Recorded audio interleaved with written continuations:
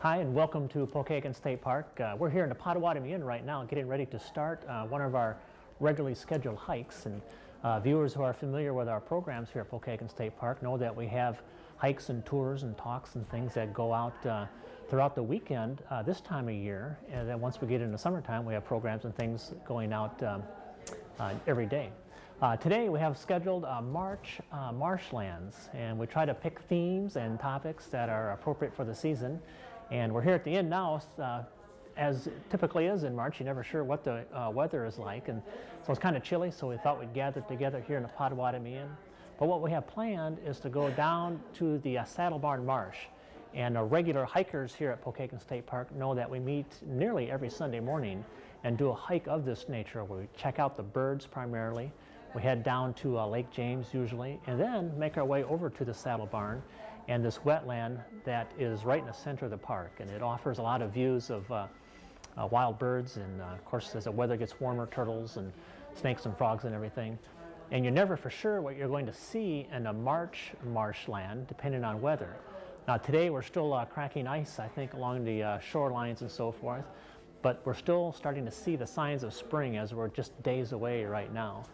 And when we made the schedule up some time ago, we weren't sure what conditions we'd meet, but that's why we get out and do the hikes, to see the different things. I have a couple of friends joining me. It's open to the public. We have just 2 hikers joining us, plus our camera person. So it's just sort of a general discovery walk. We'll keep our eyes open. It's that time of year where you're deciding in the morning, gloves, hats, jackets. I kept the sweatshirt and turtleneck on, and I'm glad I did. And our cameraman is here with a stocking cap and gloves, which is typical of a mid-March day when you're just never sure. But things are supposed to warm up, and certainly things are heating up in the marsh as far as wildlife and the life that's coming to be here in the springtime. So we'll start the hike and head out of the inn, head down towards the marsh, and see what we can find.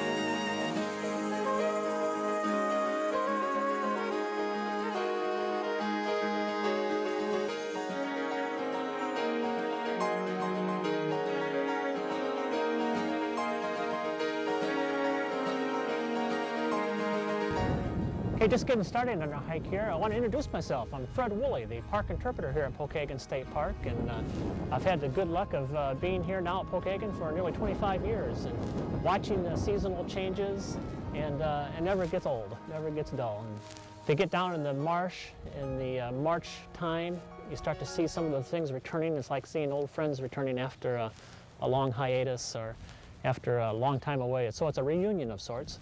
And joining me also is Paul and Deborah from here in Indiana. They're the hikers today, and as I said, never sure who's going to be here on our general public programs, and sometimes I have a group of 15 to 20 to 30 people, or sometimes it's just one person. And I always say that 1 is the smallest group I take out.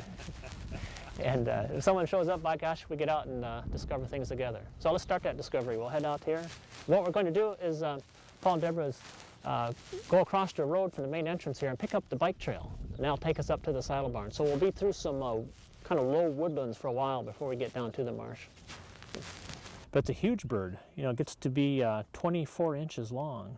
Do they nest in water? Or they nest right along the edge of the water. Yeah, 28 to 36 inches. That's a big bird. They nest right at the edge of the water, and they'll have kind of on a floating vegetation, and it's, like I say, real close to the water. They, on land, are very, I don't want to say immobile, but they have a tough time getting around. Their feet, because they're such great swimmers, are located way in the back of their body. And so when they're up on land, they're kind of so big they sort of flop forward. They kind of just push themselves rather than walk like a chicken or a pheasant or something like that. But they're great flyers and great divers. You know, this is that bird that'll drop underneath the surface of the water and be gone for quite some time. So they feed on vegetation, you said, not like fish? They eat fish. Yeah, they're fish and invertebrates, things of that nature. They got that big spear-like beak. It's a beautiful bird. It's got a beautiful call, very melancholy. It's just an outstanding call. You know, you ask about the common loon, it's unlikely we'll see it down in the marsh because they're big water birds. And when loons take off, they have to run across the water long distances to get enough speed before they can get elevation to take off. And to drop down in a small pond or something like that just wouldn't work for them.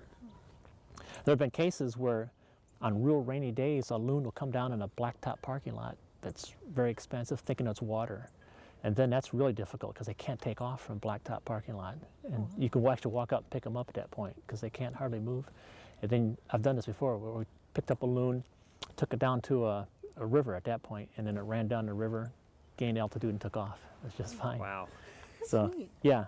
So common loons on Lake James, the lakes of Steuben County, this time of year are possible. And they're just passing through. Just passing through, yeah. Yeah. Where do they, Oh, where yes. are they headed to? Then? Yeah, I started to mention that. Loons, thought I heard a Carolina wren for a moment. Yeah, we'll hear other things as we go along here. Yeah. The common loons used to nest in Indiana, but many, many, many years ago. Now you have to go probably about 3 or 4 hours north up into Michigan before you come up with a common loon. Yeah, you hear that thing in the distance? It goes tickle, tickle, tickle, tickle, tickle. That's a Carolina wren. You know, most people have house wrens in their yards in the summertime, but the Carolina wren is one that comes just around, well, it's here year-round, but it's not very common, so it's a real treat to hear and see one of those. Let me see if I can get a picture of it here. Yeah. Carolina wren is this big wren right here, and it has that white stripe above their eye. And if you're hearing a wren in the wintertime, or seeing a little brown bird with the tail sticking up, you got the Carolina wren. Well, now, the loons, when they went to Michigan, do they want a colder climate? Or do they? Yeah, the reason why loons only nest in Michigan now is because the lakes further north have less activity on them. Loons are very secretive. They don't, they can't tolerate a lot of human intervention and so forth. As a matter of fact, where they do occur, there's laws that are very strict about people not interfering with their nest and their babies and so forth. So Indiana is as fortunate as we are to have state parks and reservoirs and nature preserves that provide homes for a lot of things that are wild. These sites just aren't quite big enough and remote enough and quiet enough for the common loon. Good. As we walk along, we're hearing this that's the sound of the tufted titmouse in the springtime. It's pretty cosmopolitan. You'll hear it in woodlands. You'll hear it in, you know, backyards. Pretty common. But does that call, that Peter, Peter, Peter, Peter. That. We'll keep our eye open for it.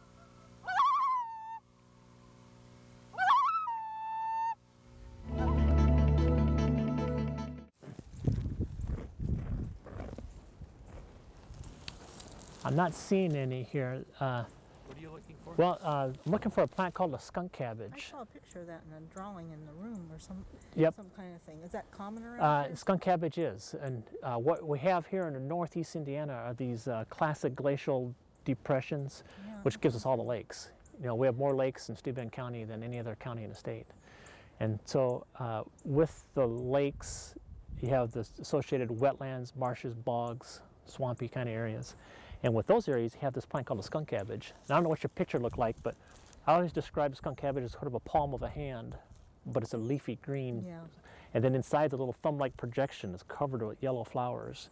Oh. And it occurs quite abundantly along Trail 3 down by Lake Lanadau and along the boardwalk there. And this is classic habitat for it, but I don't see any right here. What time does it start to bloom? That's the thing. The question is what time to start to bloom. It blooms from the first things in the season.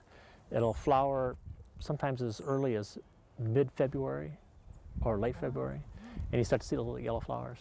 That's kind of always a breath of Fresh spring. air. Yeah. Kind of like forsythia. Yeah, kind of like forsythia in April, yeah. Yeah, we'll keep our eyes on for it. This area has really grown over and shaded over, and it's more of an open marsh kind of plant.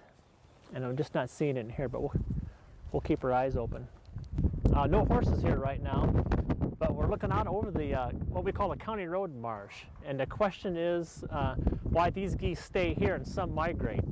Canada geese are just found all throughout North America, and just as you have cardinals that, or not that's not a good example, but robins, some will nest up in Wisconsin or northern Michigan and Canada, and some robins will nest here in Indiana. So they all have their areas in which they call home.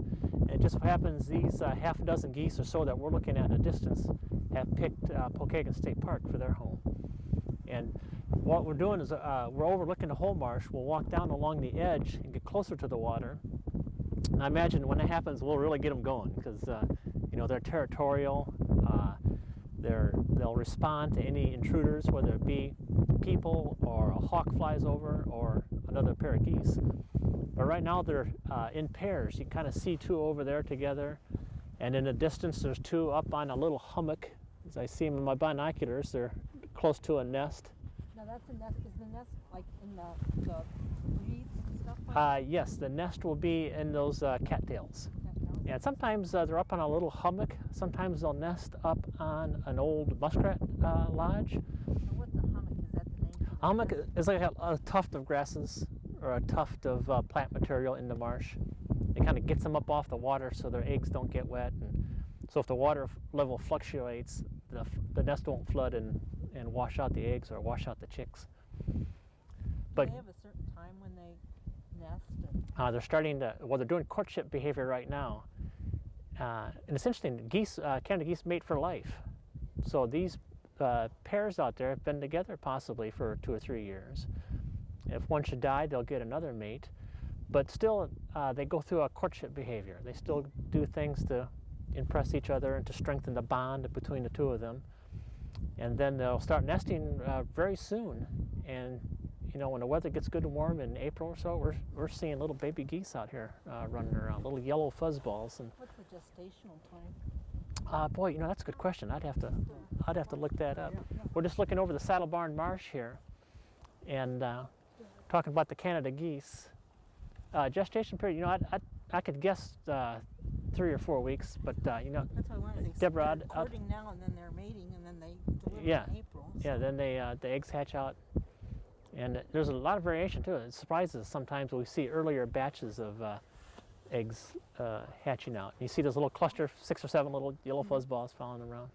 But Jacob, you saw your great blue herons where? Down at the edge of the marsh? Yeah. Okay, all right. So over there, right? Right, 2 of them. Okay, very good. Well, now that's interesting because great blue herons are just returning. They don't spend the winter here. Canada geese, if they find open water, they'll stick around. Now that's all open water now. When that was frozen, they were on the channels in the lakes where they had place to swim and find food. But the great blue herons, rarely do we see one in the wintertime. And then they'll come back this time of year. I think I'm hearing a killdeer. Hear the piercing sound? Killdeers are calling. I tell you what, it's really windy up here on this hill. Let's walk down. We'll pick up that horse trail. We'll get a little closer to the marsh.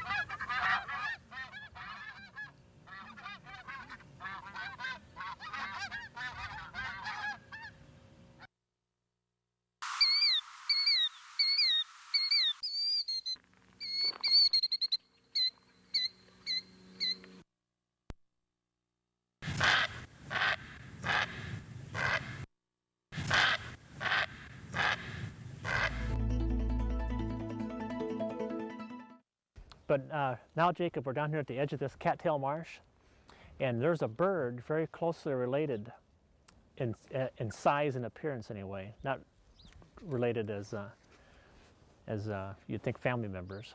But the sandhill crane looks a lot like the great blue heron. It's tall, long legs. Have you seen them before? Kind of a red cap on top of their heads. I think I did. Yeah. Well, it's considered a very rare species in Indiana. And they're getting more and more common though, which we're very excited about. And last year, or for the last several years, we had them kind of spend time here in the marshes and wetlands, down by Lake Lanadau, here by the saddle barn. And last year, for the first time, a pair set up a nest right here in this cattail marsh behind us. Yeah. Wow. So, yeah, I point this out because, you know, they're in the area now, and I'm hoping that before this hike is over, we'll hear some. But last year, here at the saddle barn, they were doing some work on this fence over here, and the laborers said, Fred, there's this big long-legged bird out here. It's hanging around in the marsh. And I thought great blue heron at first. We came down here as a sandhill crane. And just about a stone's throw away out here in these cattails is where it had its nest. Now, it wasn't a successful nest. They didn't have eggs that we know of, and they certainly didn't have chicks because we never saw them. But sometimes when young birds are first nesting, it may take a year or two of setting up that nest before they become successful and raise a family. So knock on wood that hopefully they'll come back here and establish another nest. So if you come back in a few weeks to a month or so, we'll be able to confirm whether or not that happens.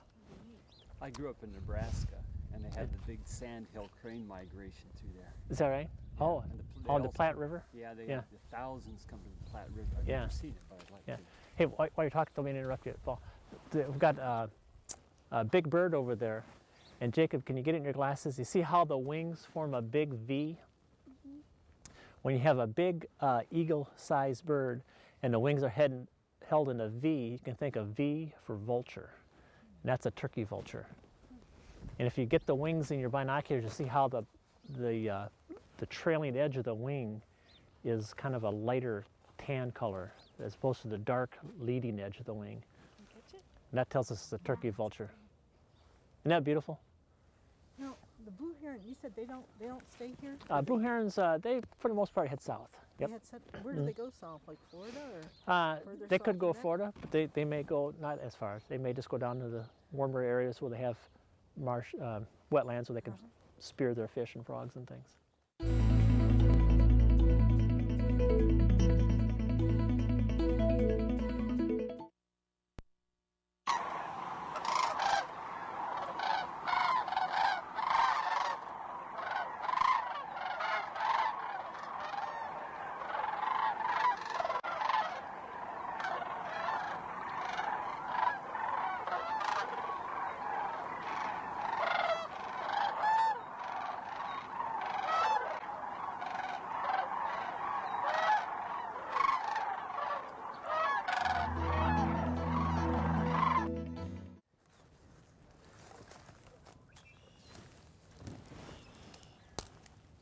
Oh, here, a woodpecker too.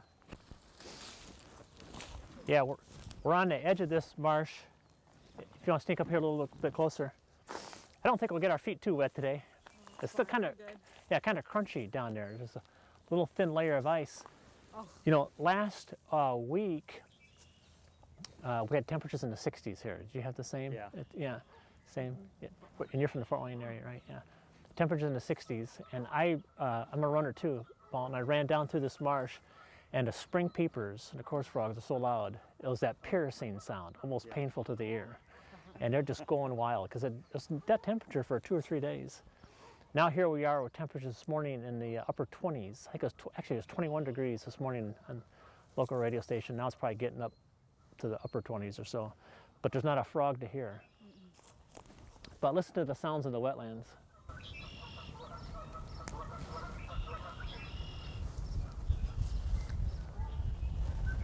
Got the Canada geese.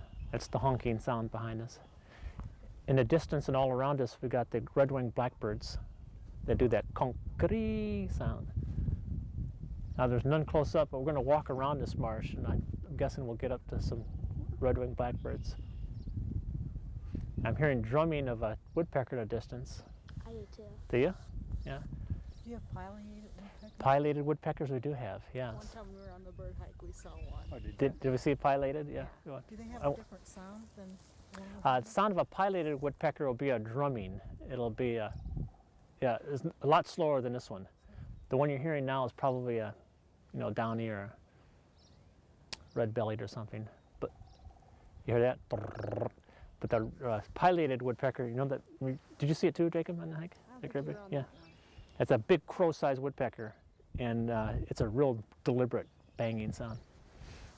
I plucked this off here. This is the cattails, typical of this environment.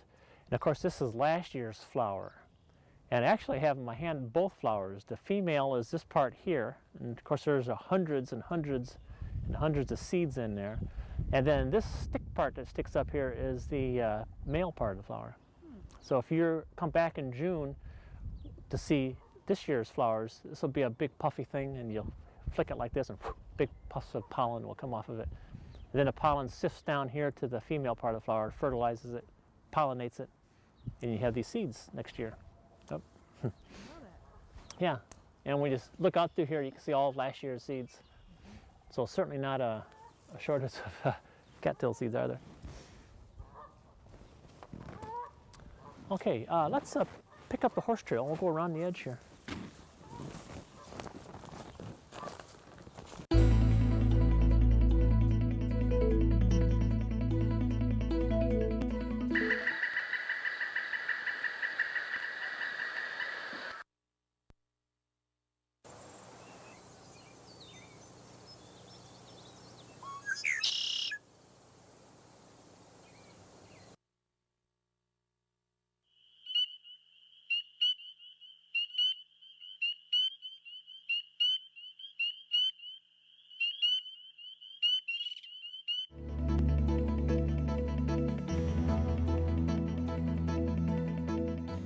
Yeah, we're in the middle of the horse trail here.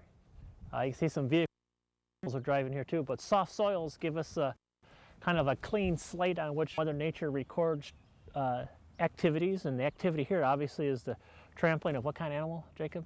Goose. Yeah, Jacob points out the Canada goose tracks. You can see quite big toes, if you will, and you can see the webbing between the toes. Looks like some goose droppings right here. Anybody? Yeah. Yeah. I see another track here too. I don't know if actually a couple different things. Looks like a big dog track right here, and right there it looks like smaller toe prints of probably the raccoon. We have a good population of raccoons here at the park. And more goose droppings, and therein lies the problems of having too many geese in some areas, is that they do create a lot of waste as well, and that causes some consternation for homeowners and swimmers at the beach and so forth. The key is, you know, they don't spend a lot of time in the real rough grasses. They like the mowed lawn for eating and grazing, and if you can keep your lake shore kind of rough and grown up like this, they don't spend a lot of time in that area. But a lot of people like to mow the grass right down to the lake.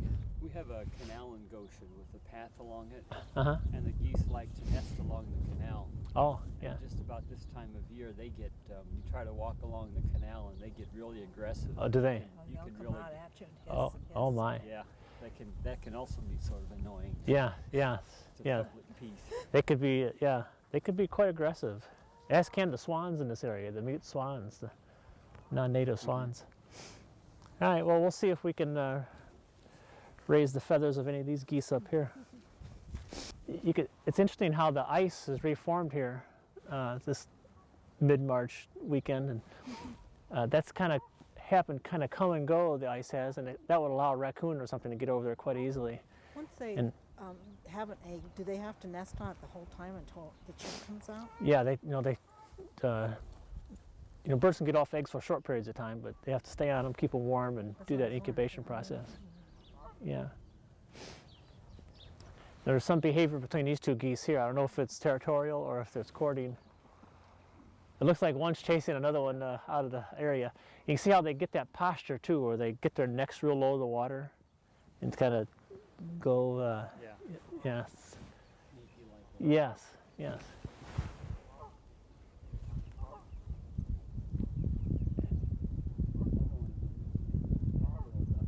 Yeah, a little bit farther down, you see there's two Canada geese. They're probably on a nest.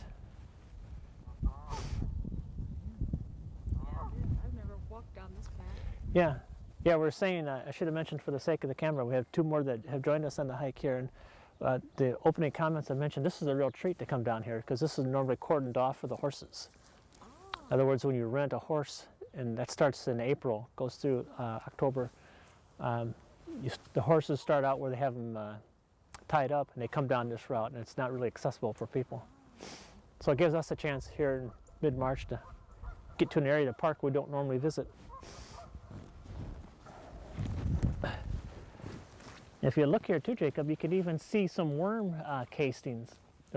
So what had happened, when it was so warm earlier this past week, and so the night crawlers are out, and you can see their droppings where they come up and release that mud that they've passed through their body. No worms today, though, are there? Yeah. Yeah, this is a nice view of this little wet spot right here. Now, I'm guessing that, as spring progresses, we'll have wood ducks out here in this marsh, and certainly mallards.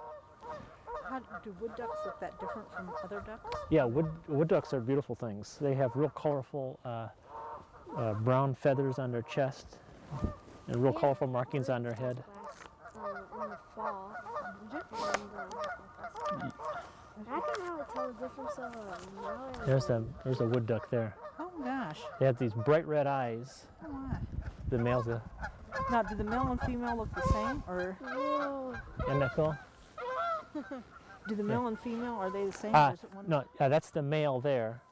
And then the female has a teardrop over her eye. The male's much more colorful. But and the female is it size red too, or not? No, it has a dark That's what eye. So it's, Has a dark eye and has a white teardrop over the eye. oh my goodness. And then these white cheek patches are real characteristic, and a bright red eye in the male, and a bright red beak, and a chestnut chest. Oh wow. Yeah, if we're lucky, we could get one today. I know I saw mallards when I came to work down here in this marsh. Boy, got those geese going, didn't we? They got all excited. Yeah.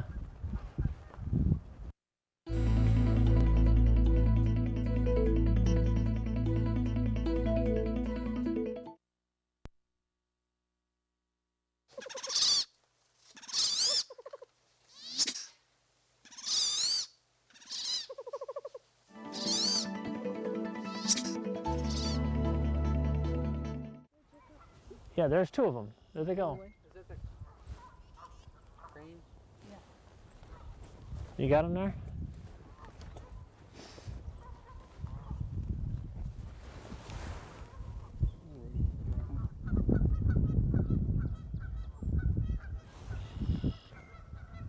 Do you got something? I don't see where you're looking.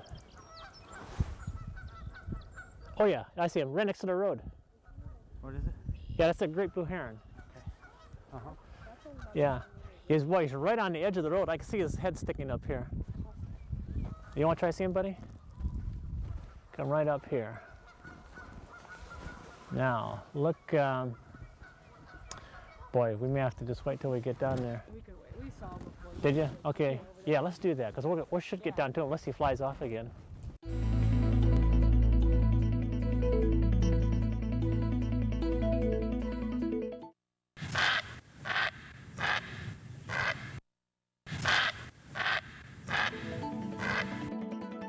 Very, very tip top, you see some branches of the black cherry, so that's where you get your cherry leaves.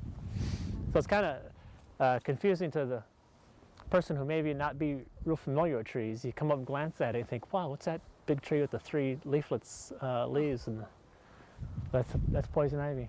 But you can always tell the vines because it has those hairs that come out of the, and that's what sticks the vine to the tree trunk. Oh, I see. Now, if you're highly allergic to it, you could break that stem and get the oil from the stick on your skin, and then if you're allergic to it, you break out to a rash. But obviously, it's a lot easier to get it in the summertime. Yeah, if you're sensitive to poison ivy, you can get it from the tree trunk, or they're burning wood back at the saddle barn there. If they're burning wood that had a lot of poison ivy on it, and you got it in the smoke, you could get it. It's not very common, but it could happen. But I saw last weekend for the first time a real splash of yellow on a goldfinch, which telling me the male's starting to get their summer plumage. And when it starts to go, boy, it usually goes pretty quickly. When you get into April, they get real mottled, bright yellow. Then time you get to May, they're just brilliant, brilliant, bright yellow. Now off to the left, as this car comes by, what comes there? You're starting to hear that. Yeah.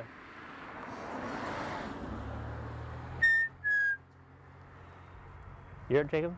Yeah, we're calling it. Yeah. That's that real plaintive two-note call of the black-capped chickadee. Do you have a picture of it? I do, yes. I think I know. I'm gonna stand over here and. Yeah, black-capped chickadees and nuthatches and tufted titmice.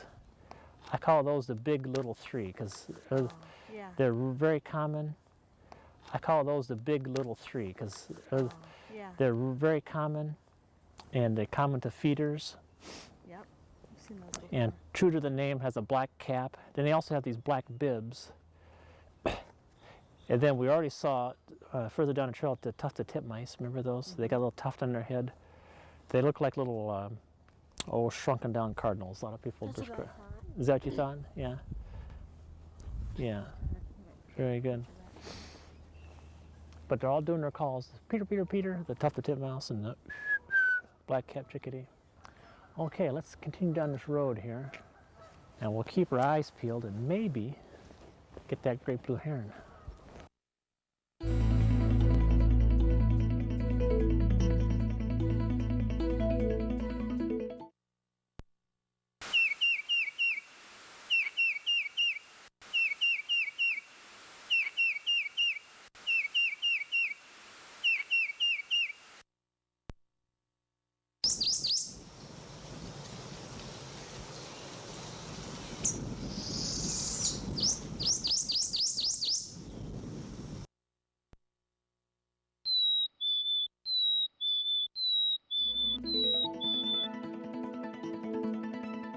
Wood ducks will nest in cavities. Oh, that's So we put up these boxes for them. In addition to the wood duck, also the hooded mergansers will nest in boxes like that. Now, if they didn't have a box, if you didn't make a box for them, what did they do? They go into tree cavities. Yeah. Speaking of trees start creaking, I start looking for a clear path. Okay, coming over, a couple hawks right there. Looks like a couple of Cooper's hawks flying right over. Look at that. Oh wow, 2 Cooper's hawks. It's a little nesty, little courtship behavior there as well. Wow. See the long tails, buddy? Yeah. And the stripes on the tails? And is that, and those bands? Follow them into the sun. Yeah, and those bands on the tails. On the tail like that. That may be the last thing you ever see. Yeah.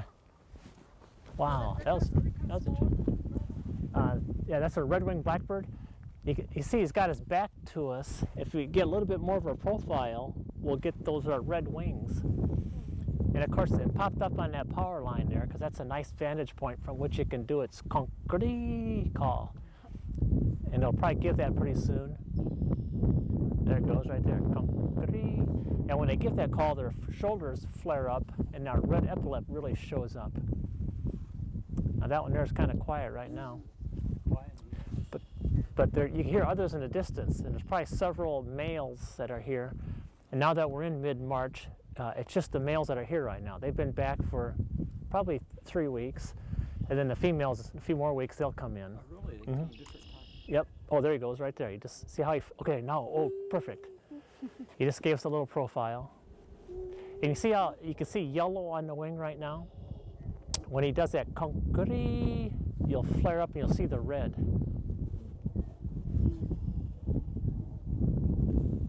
Yeah, the females come later, so just the males, you know, doing their territory and doing their posturing, setting their spots, so when the females come, they'll be all ready for them.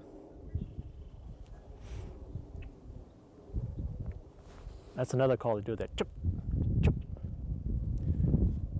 Yeah, to me, that red-winged blackbird, that's the real harbinger of spring, because you can occasionally see a robin in the wintertime. Down in the wetlands, robins will hang out and they eat berries and things, but rarely do you see a flock of red-winged blackbirds in the winter. So that's a real sign when you hear that sound in the springtime in the marshlands. Okay, let's sneak up a little bit farther and keep our eyes to the right, because that's where we've had reports of those wood ducks.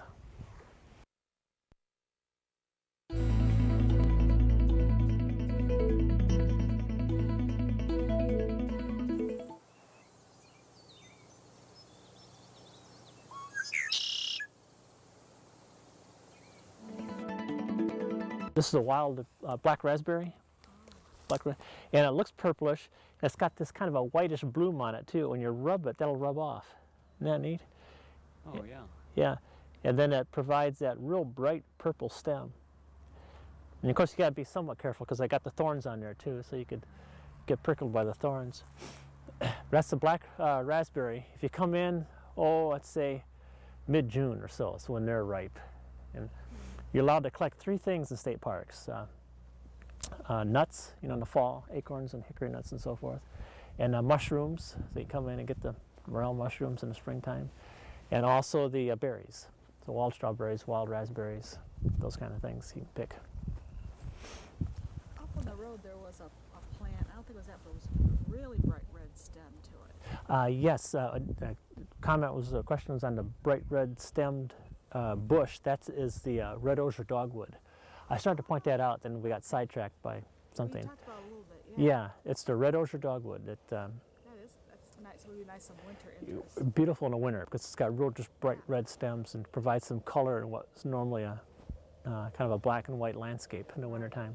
Yeah, that's a good one. Dogwood here? Dogwoods, we have dogwood trees. Yeah, a real. Are they native to Indiana? Dogwoods are native, natural, yes. And it's the white flowering dogwood.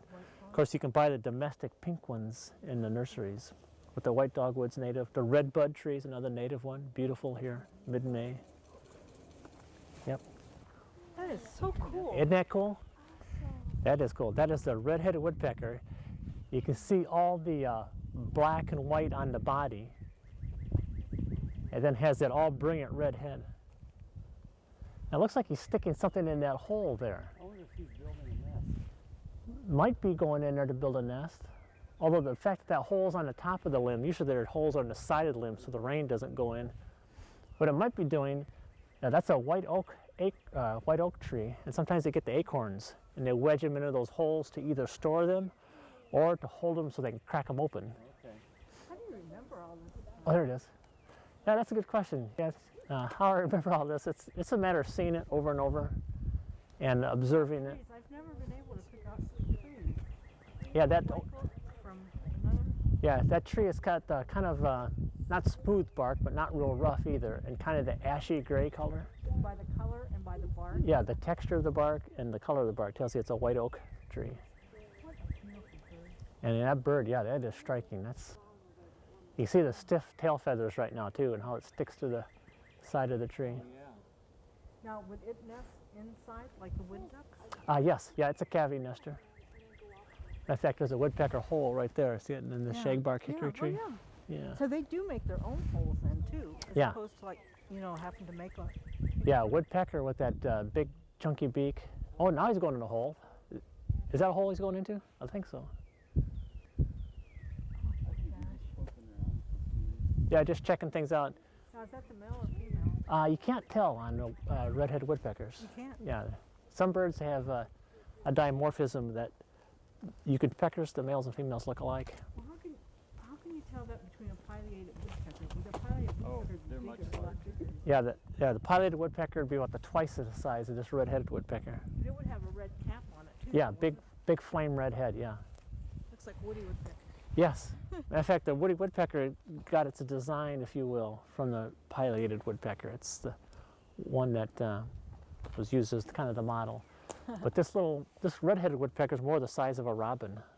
You can think of it that. They're all beautiful. Oh, You can think of it that. They're all beautiful. Oh. See that flash of white and black? It's cool. Well, we're wrapping up here as people are making their way back to their rooms and the Potawatomi Inn. Some are enjoying a lunch after our cool hike. As I mentioned, you're never sure what you're going to find here. We had a great time today. We had great blue herons, a pair of them, along the water's edge, and Canada geese on nest, and tracks in the mud, and cattails from last year's seeds and this year's pussy willows. So it was a true march in the marshlands, and we're looking forward for future hikes and tours, and watch as the seasons progress and as the changes occur here in our beautiful state park and here in Northeast Indiana. So thanks for joining me in our little marshlands walk, and we'll see you out here on the trail again. From Pokagon State Park, I'm Fred Wooley. Yeah. Hey, you want to get him in here too? That's Go ahead. Okay, thanks. Yeah. Yeah. You saw it when he landed, he banked, and you can see that red tail. Did you get a look at it? Yeah. Yeah. Did you see where he landed? No, I swear. Okay. You see in the distance there's that dead snag that kind of has a little left hand Yeah. hook on it? It's right on the tip of it. Awesome. You got him? This is a good day for hawks. I see something else soaring over the treetops over there. Just Do they nest in the trees then? they do. Yeah, the red-tailed hawks nest high in the treetops. Pretty good sized nest, as you can imagine. What do they? And they're in the sunshine.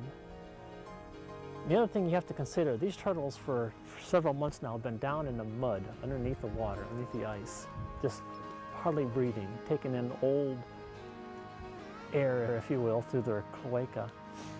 And you get these sunny days, even though it's a little chilly, to come up and break the surface of the water, taking a gulp of fresh air. That's gotta be, that's gotta be sweet. Oh, that sun's gotta be Yeah, and the sun's gotta feel good, right?